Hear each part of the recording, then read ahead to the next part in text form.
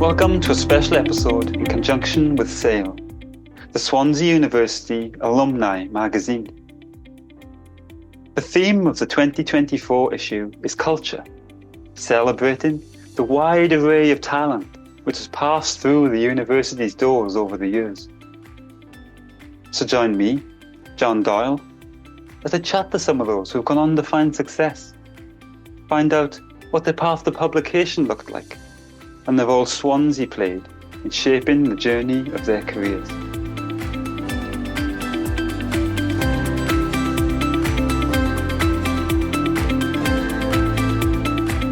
Today I'm speaking to Joanna Mazurkiewicz, a prolific author who writes romance novels in every flavour you could possibly imagine. There's fantasy romance, mafia romance, monster romance, tabletop gaming romance, even romance set inside Number 10. Our conversation touches upon the hectic life of an author working in such a popular, competitive genre, the pros and cons of self-publishing versus more traditional routes, the burgeoning impact of sites like TikTok on the book industry, and the role readers can play in the success of a novel. But I started the conversation at the very beginning, asking Joanna where and why she first picked up her pen. A story which starts with a degree in American Studies at Swansea University.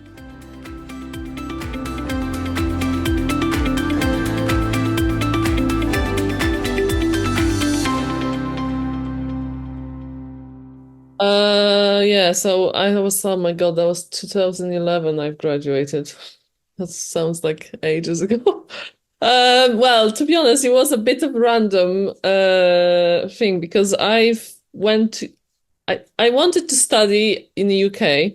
So I went to Bristol University first, and I was supposed to do criminology and psychology, I think. Okay. And then I think I went to the first lecture and I just like, this is not for me. Mm-hmm. And then I've changed my course to, I think I went to something random again because I didn't know what to do. I really wasn't sure what to do. I wanted to do journalism, but then I didn't get into I don't think I got in. I did get a place. So I went to do some Latin American studies, and in the end I kind of dropped completely the uni because I was just didn't know what to do. And then my parents lived in Wales. So I just decided I'm just gonna apply for Swansea for American study because it sounded good. So that's what I done. It was sort of a bit random, really. I think that's the funny thing about university, that you have to make like big decisions when you're probably too young to really know what you want to do. I just didn't know what to do. I was like, I can sympathize. So so when I was at Swansea Uni, I think I was going from the second year to the third, or first to the, I do not remember now, but I was kind of bored. It was summer, and I was just like, I'm gonna write a book, because I've been writing before. So I'm from Poland originally, and I've been writing in Poland, but there's never been anything serious. It was just like a children's stuff, and just I've been dipping my toes in writing. Mm-hmm.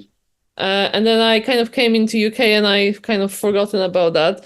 So then I was in uni, and I was bored, and I was just like, oh, I'm gonna write a book. So I wrote the book. I think it took me like 2 years or 3 years to write the first book, which is based in Swansea. It's really bad anyway. The first book was just so bad.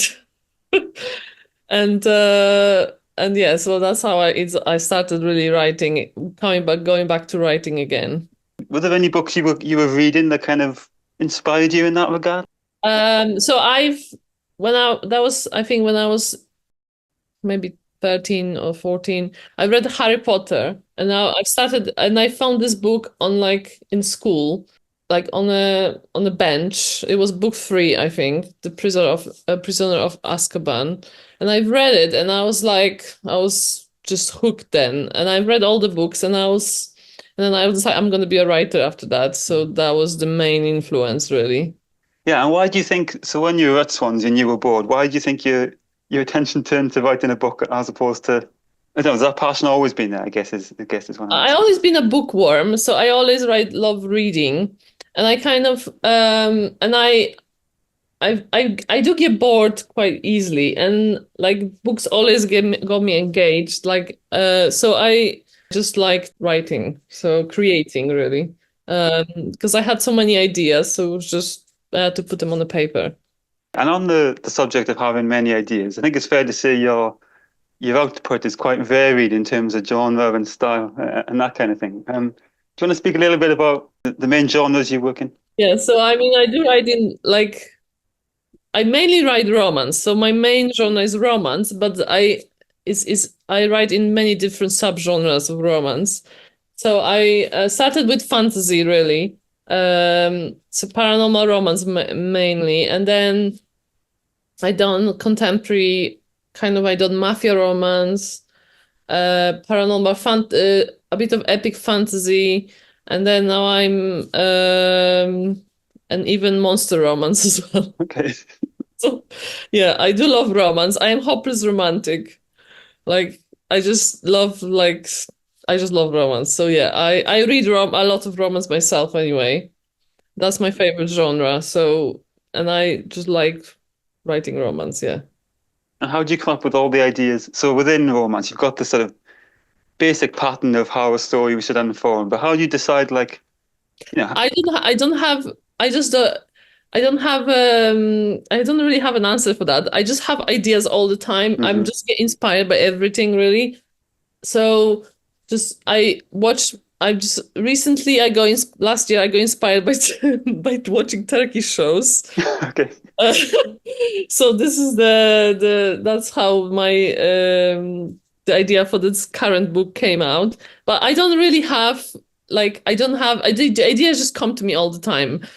I have dreams. I have the ideas from dreams. I just walk on the street and I just get inspiration. I'll go for a walk. I go watch something, film or TV show, or I'll read the news, and I just have ideas like coming to me all the time. I don't never run out of ideas.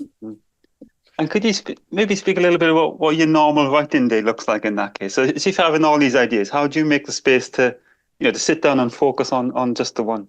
Yeah, it's really hard to be honest because like and I don't recommend this because like when I started writing I wrote in many different genres. I was really genre hopping, and this is not really good because I'm all I have I have over 80 books, I think. I don't even know how many books I've published. I need to count, but I think it's over 80 or something like that. And they all over the place really. So it's not consistent. So now so like and I really get bored really easily. So when I start writing, or I might get bored of the story and then I just start something else. So so in a big like for the first 10 years I was kind of like I wasn't really taking this seriously. Hmm. I was just writing and putting stuff out there, and then I was just trying the other things. But like now I'm I focus. I know what I need. I kind of focus on one book only, and try to have interconnected stories as well. So they kind of. So let's say this book I just wrote. It was about one brother, but it's one character. It's got three brothers, and each book it will have. Each brother will have their own book. So the stories are connected, but you can read them as a standalone now. So, but also I do have, as I said, after last year, I do have an idea for the Turkish, but I got inspired by a Turkish show. So I have an idea for another book that is going to be about this Turkish couple. And I wrote some of it because I wrote a prequel because it was for something else. And then I just finished another book. I'm just finishing actually today. And then I'm gonna probably jump into this. But although I'm not sure what I'm gonna write next, because I know I have three books I gotta write this year, but I need to pick what I'm gonna do next. I'm not really sure yet. How many books do you tend to write? Like, how long does it take you to write a book on average, would you say? If I really like focus and I don't get distracted to do other things, then I could do it like in a month, I say. I guess that's the difference between So like me working in more of a literary field, I get to sort of take my time and take years over things, as opposed to being a genre author. There's that pressure to keep Yeah. producing, I guess, because it's a crowded field, isn't it? With romance, there's lots of people It writing. is really saturated and it's really competitive. Yes, I do agree. But as I said, there's different genres of romance. So yeah, so you could, if you know what I mean. I have been in publishing, in self-publishing for like years now, and you do have to adapt. The market changes all the time, but I've been doing this for a long time, so I kind of know what to do Yeah, sure. in a way. How did you find your audience when you were first beginning? Because I guess it must be difficult to establish that It was foothold. mainly through Kindle. Okay. So I've self-published my first book and then made it free because not everybody were doing it. I'd done a lot of research into what to do, and I was going to query the agents, but I am very impatient. I don't have really any patience to wait like a year or something to respond with rejection. So I discovered self-publishing, and I decided, oh, I'm gonna do self-publishing straight away. I was just like, yeah, I'm not waiting. So yeah. There's definitely a mismatch between the traditional route takes, it's like a glacial speed, and then self-publishing can be almost instantaneous. So I think Yeah, for those yeah. people who don't have the patience or not even the patience, but the sort of, I don't know, it takes a certain type of person to wait on submissions, and wait for someone to tell them what to Yeah, do. you just have to, I just wanted like straight away. I don't like waiting for anything. Mhm. So, And if the audience are there, then why yeah, wait? You may as well yeah, cut out the middleman.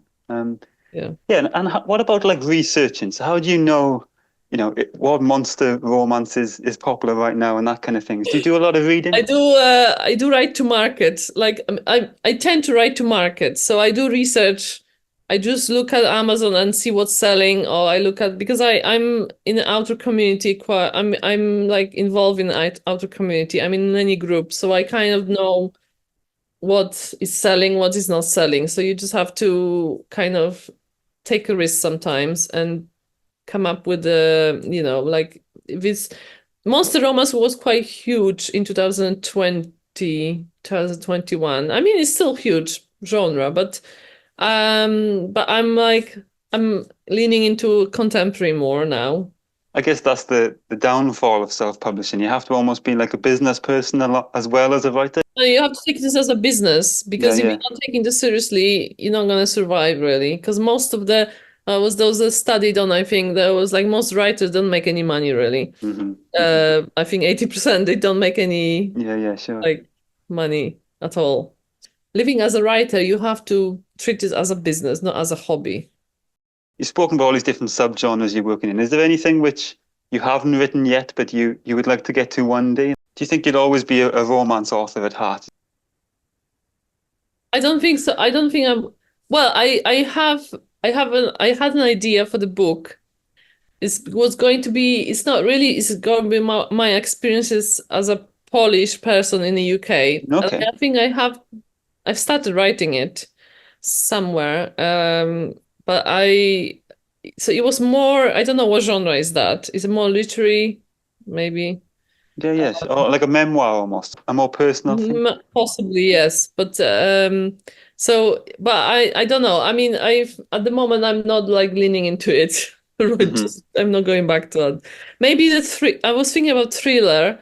Um, but I don't know. I'm not really that into thrillers really. I'm more into like romance. Hmm. And in terms of the audience which you've sort of established, I guess your return readers, they expect you to keep working, so if you did throw a curveball and do something completely different, would people sort of Yeah, contact you and probably. say, I don't know if I would use my name. But because romance, so I've done a game as well on Kickstarter. okay, I've done like role-playing game hmm for D&D, hmm and it was a huge project, I think it was like I funded it on like £60,000 or something.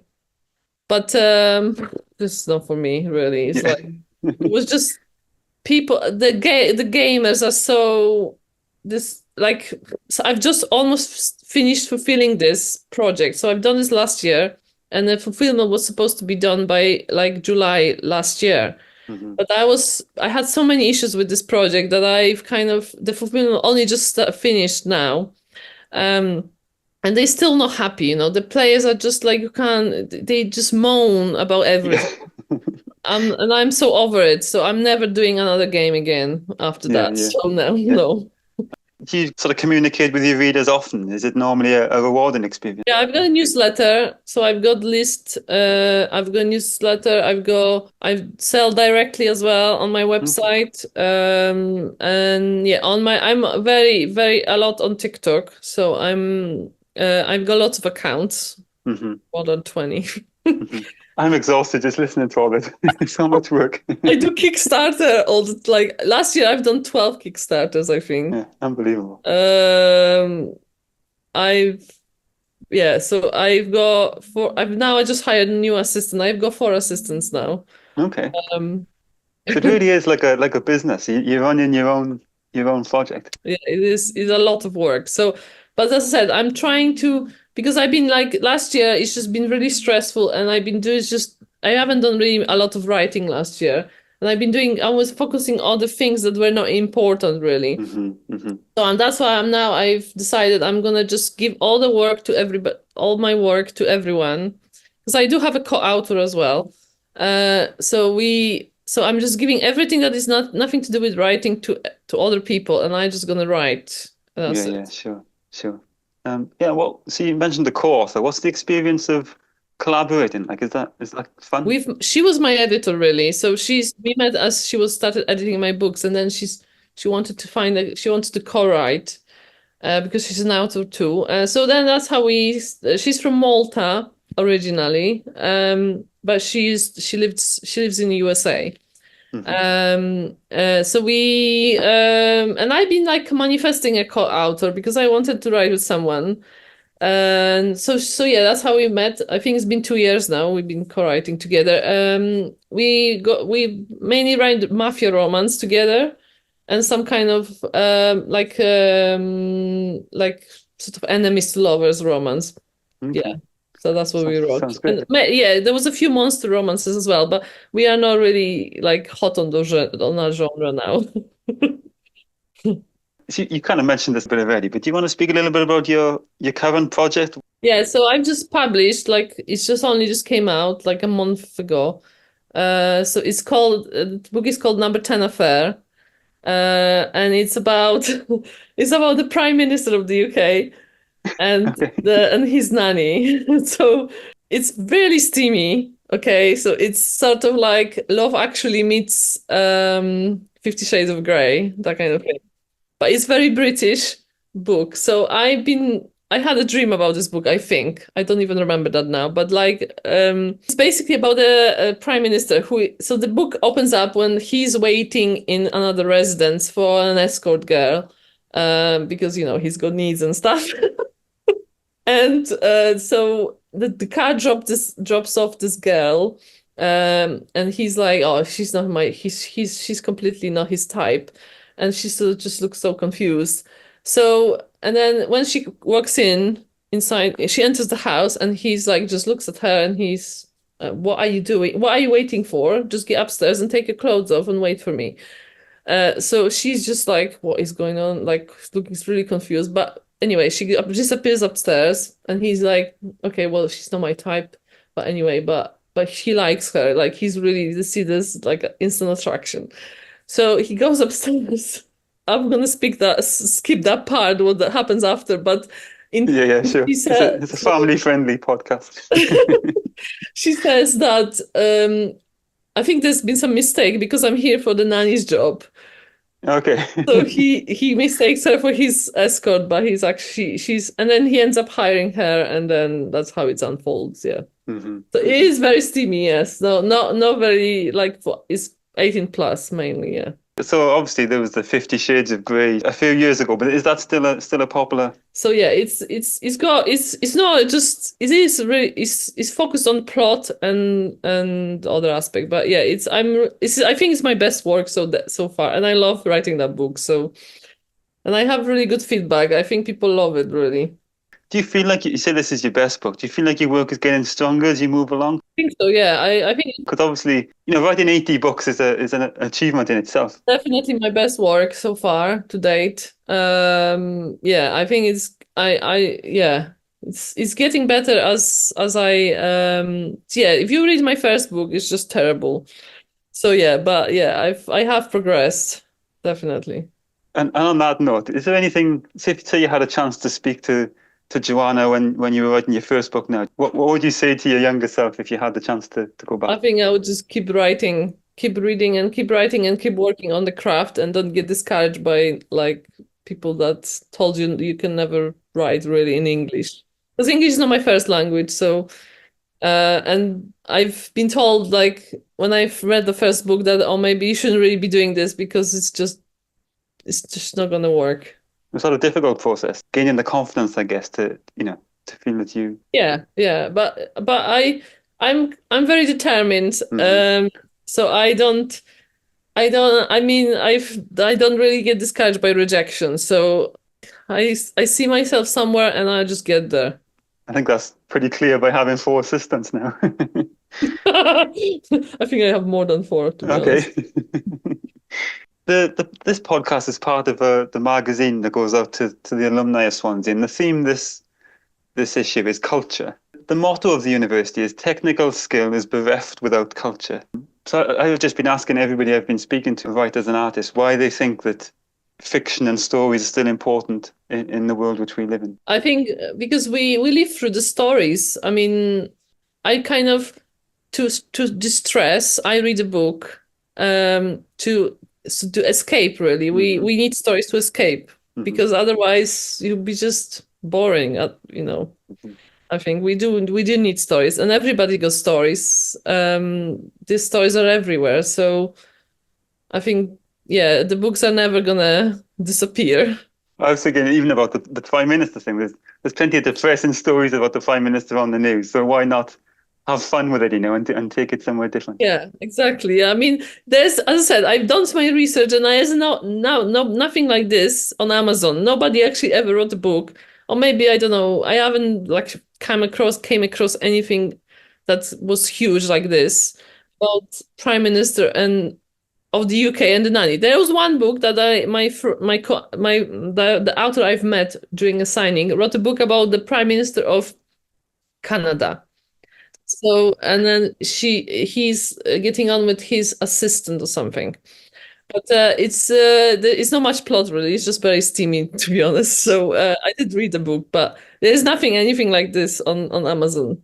So it's very unique story. I think I have got very unique stories because I'm also the character, the female character. She's partly Polish, so I kind of added a little bit of my experiences in the book. So Yeah, and in terms of so this is obviously a very British thing, but do you find your readership comes from a particular place? Does it appeal to a certain? I think I've got my 80% of it is in America. I think I got quite a lot of American readers. Yeah. It's interesting. As I said, I'm hoping that this book now will bring a lot of more British readers. Because it will hit number one. I know it's been about a month. It's not ranking yet, but it will hit number one in the whole Kindle store. I know it will.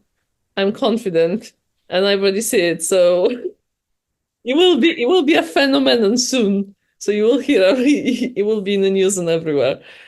And is it just a case of sitting to watch Amazon for the stats coming in?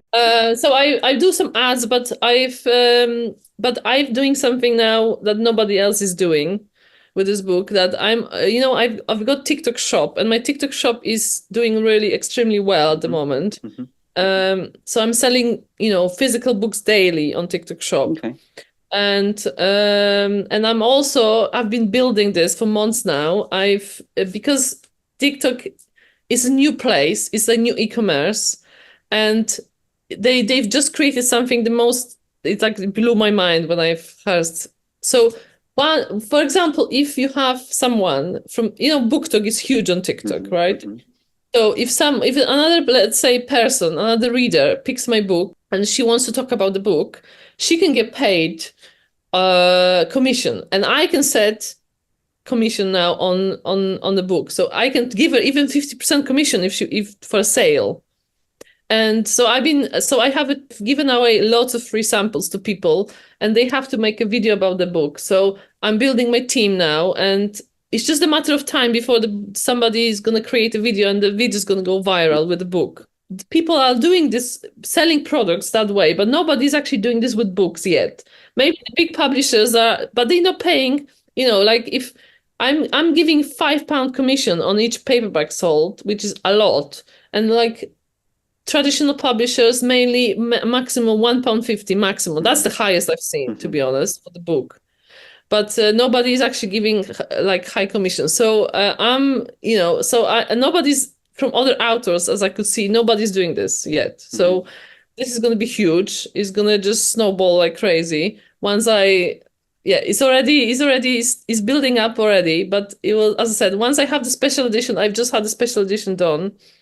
That it will, with gold foil and everything, the readers go feral over this. And in lots of ways, it feels like traditional publishing is playing catch up to these new technologies. It's because it's up to Book Talk to, if the Book Talk will like the book, then they will make it viral, and it will outsell any old traditional published books. Our traditional publishers, they have no control over this. It's really interesting. It sounds great. I wish you all the best, and I'm sure it will make #1. We will see it soon, don't worry.